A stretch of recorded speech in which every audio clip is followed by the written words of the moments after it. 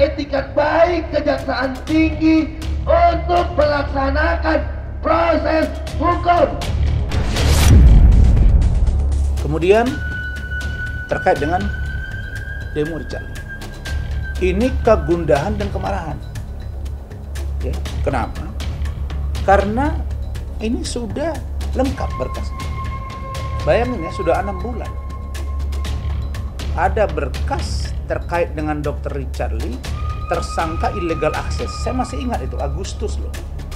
Iya kan? Agustus 2021, bos. Ini sudah Juni, Juli, Agustus. Ya.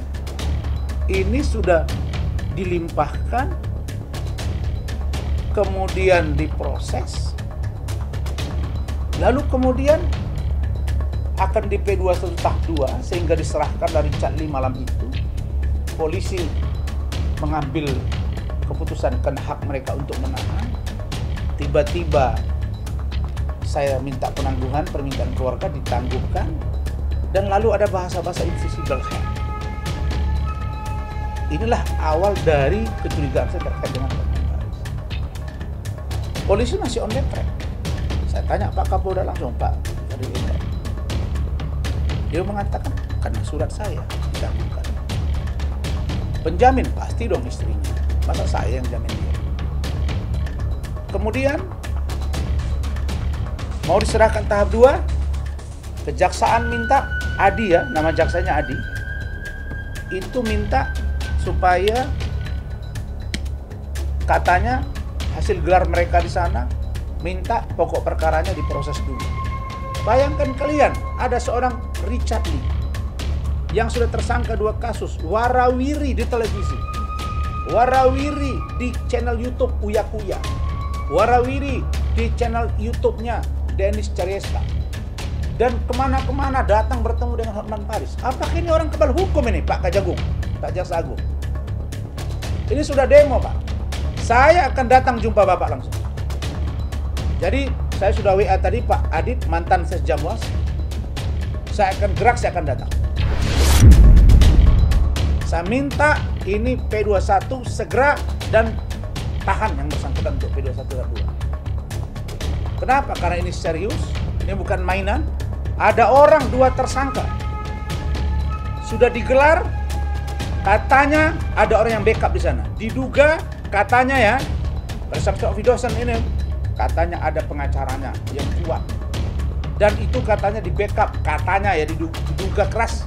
Maaf, diduga ada peran Jaksa Agung dan pidana. Apa itu?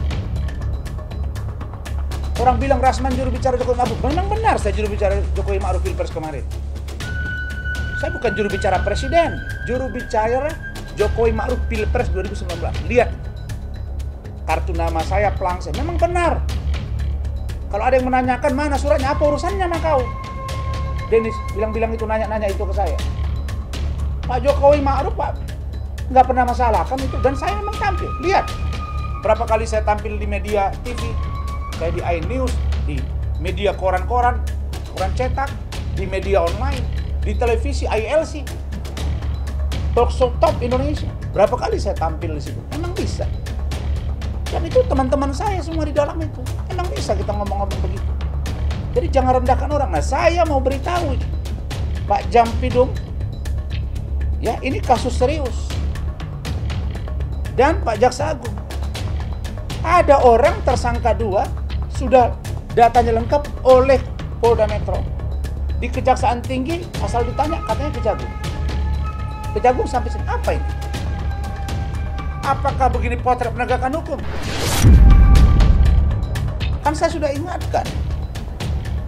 Itu ada apa dengan Richard? Dibilang tidak ada. Hanya bicara yang lain, bisnis. Kemudian muncul lagi foto berdua. Bilang ditawarin. Lalu saya tanya, kalau kan nggak mungkin ada asap nggak ada api. Nggak mungkin ada api nggak ada asap. Menurut gue sangat tidak pantas karena dia telah melecehkan wanita dengan melakukan gestur tangan dan secara verbal, ditambah lagi dia membawa-bawa agama. Dan kalian harus semua juga harus ingat ya, pelecehan dalam bentuk apapun, dalam bentuk verbal atau dalam bentuk gestur gerakan tangan, itu terjadi bukan karena baju aja suka-suka gue lah, mau pakai tank top kek, mau pakai bikini. Kalau orang otaknya nggak kotor mah nggak bakal kepikiran macem-macem. Ini masalahnya adalah di otaknya dan mulutnya yang kotor gitu. Kita harus bikin hashtag berantas oknum pengacara berpikiran mesum. Karena yang gue ngomongin gak ada mesum-mesumnya sama sekali. Kenapa dia bisa ngomong itu? Itu emang otaknya aja mesum. Nah itu adalah pelecehan.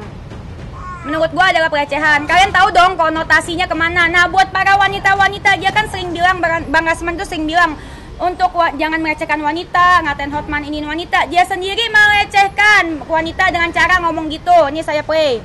Apa itu buah mangga, buah pepaya? Kalian tahu dong konotasinya kemana? Saya nggak bilang payudara. Saya bilang begini, Alif, begini, wow. Ya kalau ini berdiri, memang Alif begini. Kalau dia ada begini dia, wow. Masalah. Dan tidak saya katakan urusan agama ini. Ini urusan penafsiran kami laki-laki. Apa yang salah dengan buah pepaya? Dengan pokok kelapa? Dengan yang besar? Terus saya bilang buah mangga. Memang saya pecinta buah mangga.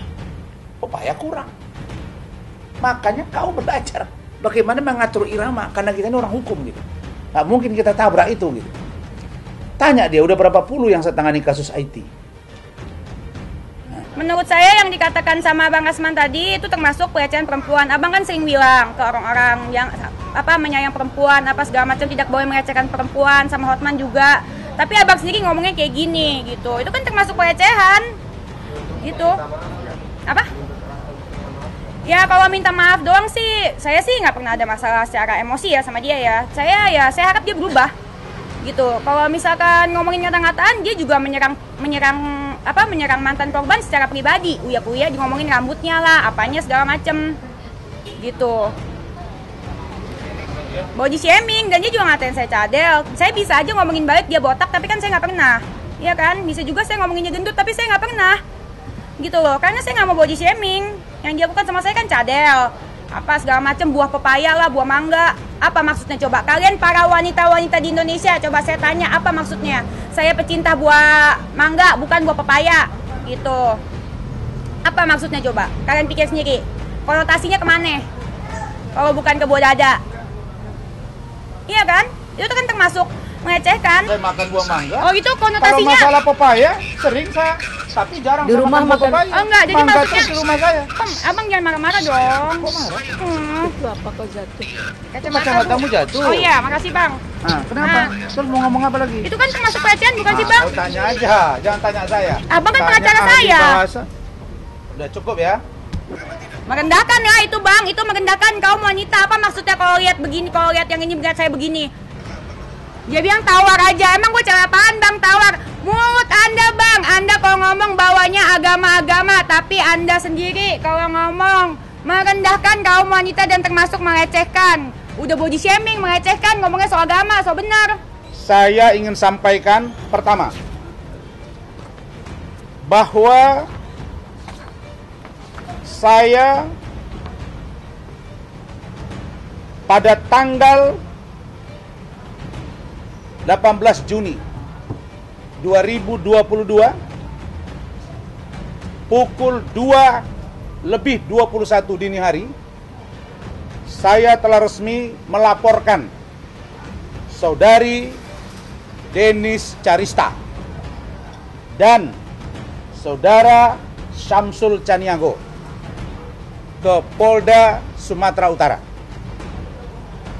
Adapun laporan saya terkait dengan pelanggaran Undang-Undang IT atau ITE pasal 27 ayat 3, perubahan Undang-Undang IT nomor 11 tahun 2008. Dan saya berharap laporan ini akan dikembangkan sehingga masuk pada ujaran kebencian serta adanya keterangan palsu di depan umum. Terhadap siapa? Terhadap saudara Denis Carista. Denis datang dan dia mengatakan bahwa dia wartawan. Setelah saya interogasi, mengaku sedang belajar dan atau sedang akan menjadi wartawan. Karena itu saya akan berkirim surat juga secara resmi kepada Dewan Pers, kepada Kominfo. Apakah podcast atau kanal YouTube saudara Dennis Carista ini ada izin atau tidak? Kalau tidak ada izin, ini artinya bisa dilihat dan diduga keras ilegal, dan itu akan berimplikasi hukum.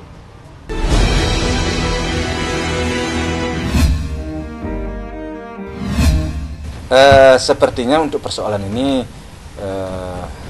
untuk sementara sih saya kuranglah elok saya terima. Nggak perlulah saya bertemu dengan dia, nggak perlu saya bertemu dengan dia. Dan kasus ini akan berlanjut terus. Kan saya udah bilang bahwa itu sudah bagian daripada anak saya, ya, dan juga udah bagian daripada saya. Karena menantu saya itu begitu ijab kabul dengan bapaknya, itu sudah tanggung jawabnya daripada anak saya, dan anak saya tentu bagian daripada diri saya, dan dirusaknya nama baik daripada menantu saya tentu berakibat kepada cucu saya, tentu berakibat kepada anak saya. Tentu saya tidak merasa senang di dalam hal itu. Wajar dong saya meluruskan, wajar dong saya meminta keadilan, wajar dong saya melaporkan. Maka saya coba melaporkan, karena menurut saya ini sudah kelewat batas. Saya coba melaporkan. Ternyata hukum pun memang mengatakan bahwa ini adalah perbuatan salah. Nyatanya kan dijadikan tersangka kan. Ya kita doa aja sih, ya ikhtiar. Namanya berjuang ini ya kan nggak tahu. Siapa tahu kan besok atau lusa hatinya Pak Haji bisa berubah, kan nggak tahu gitu. Setiap detik, setiap jam aja kan hati manusia berubah-ubah, nggak tahu gitu. Makanya kita ya selalu berdoa aja yang terbaik. Oh jadi jadikan pelajaran aja Mbak. Gitu. Nggak ada rencana untuk ke kediaman datang langsung gitu, untuk meminta maaf? Pengen banget, cuman kan nggak mungkin dong kalau kita pecup-pecup datang ke sana kalau tanpa nggak ada izin gitu loh. Pengen banget dari kemarin ya kita rencana pengen sana juga. Sampai saya mau rencana yaudah deh kalau misalkan kita nggak boleh ke rumahnya, jangan ini kita ke rukonya juga kan bisa. Cuman ya dijagain, takutnya hal-hal yang tidak diinginkan aja gitu. Kita tetap sih menunggu kabar dari pihak sana. Saya juga kan meminta ya mudah-mudahan kepolisian tuh adil juga gitu ya, dipanggil juga Pak Dodinya gitu. Saya berharap itu karena kita kan tahu semua dari Pak Haji, dari Pak Dodi gitu. Malahan sebelum saya mengeluarkan itu tuh kan mereka dulu, kenapa saya yang ini itu loh yang bikin saya heran. Iya, pertama itu bukanlah urusan saya. Yang kedua bukan masalah urusan saya. Kalau dia ngomong seperti itu, kita bisa lihat dari dari live-nya atau umpamanya dari YouTube atau dari apa, kan banyak itu omong-omong yang kadang-kadang tidak mencerminkan apa yang disampaikan tuh. Kalau memang seperti itu yang dia sampaikan, dia ingin damai, tetapi omongannya, pembicaraannya yang dibicarakan atau yang disampaikan lewat posting-postingannya kan kurang tepat menurut saya. Jadi tidak sesuai itu apa yang diomongkan dengan yang kenyataan di lapangan kalau menurut saya. Ya, pada intinya sebenarnya dari pihak kepolisian tentu saja bisa memfasilitasi terkait masalah apabila ada mediasi di antara kedua belah pihak. Nah, nanti tergantung kesepakatan dari pihak yang melaporkan ya, pihak Haji Faisal, apakah permintaan untuk mediasi didamaikan restoratif justice dari pihak TM sendiri itu bisa diterima oleh pihak pelapor Haji Faisal. Nah, sampai saat ini dari pihak sana belum ada jawaban terkait itu sampai sekarang, jadi kasus masih kita lanjutkan terus.